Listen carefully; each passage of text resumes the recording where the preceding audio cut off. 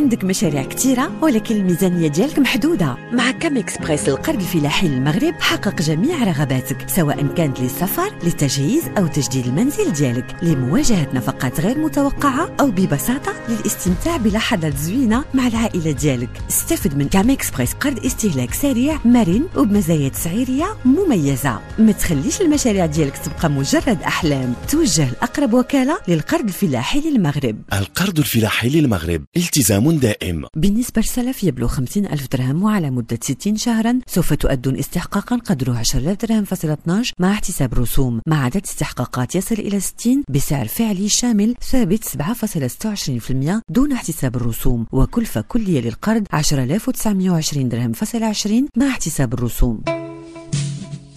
موعد الفلاح، موعد يومي مع النصيحة والمعلومة الفلاحية. موعد الفلاح قرا بها كنسهلوا عمل الفلاح وكنمدوه بالمعلومة التقنية اللي هو بحاجة ليها.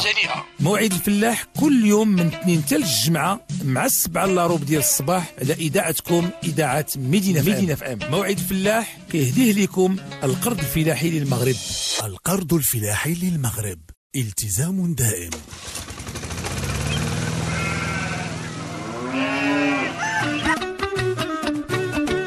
ودابا مع خوتنا الفلاحة نقدموا لكم موعد الفلاح.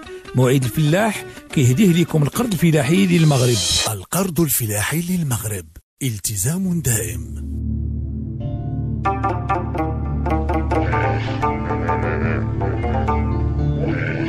خوتي خواتاتي الفلاحة، اهلا ومرحبا بكم في حلقة جديدة من برنامجكم موعد الفلاح.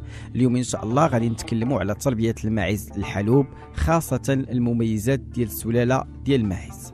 خوتي خواتاتي الفلاحة، راه كاين بزاف ديال السلالات اللي كيتنصح بالتربيه ديالها من اجل انتاج الحليب، من بينها سلاله ماعز درعا اللي كتعيش بالواحات، وسلاله ماعز بني عروس اللي كتعيش بالاساس بالمراعي الغابويه بشمال المغرب، وايضا بعض السلالات المستورده من اوروبا اللي التخصص ديالها في انتاج الحليب بحال سلاله الالبين وسلاله السانين. بالنسبه لسلاله الالبين خوتي خواتاتي الفلاحه فكتعتبر هي المفضله عند الكثير من الدول العربيه لانها سهله في التربيه وكتحمل الجو الحار والبارد، والسهوله في التربيه في جميع الدول العربيه بحال السعوديه والمغرب والجزائر ومصر وغيرها، بحيث كيبلغ وزن الفحول الذكر ما بين 80 الى 100 كيلوغرام، كما ان الانثى كتنتج 800 اطرو في السنه، وكيبلغ كميه البروتين في الحليب 30 غرام على كل كيلوغرام. كاين خوتي خواتاتي الفلاحه الماعز ديال السانين الحليب، وكتنتج انثى الماعز من هذه الفصيله كل يوم 3.8 لتر من الحليب،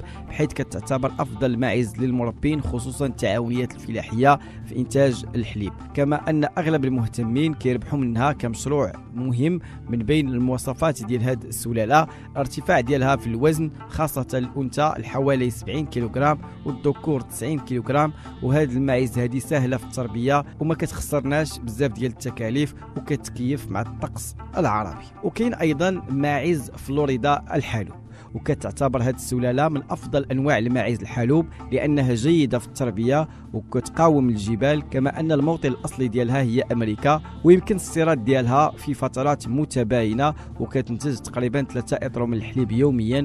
ومن بين المواصفات الاخرى الطول ديالها والوزن ديالها المهم والسعر اللي تيكون مناسب. خوتي خواتاتي الفلاحه، حلقتنا اليوم من برنامج موعد الفلاح سالات، خليتكم على خير.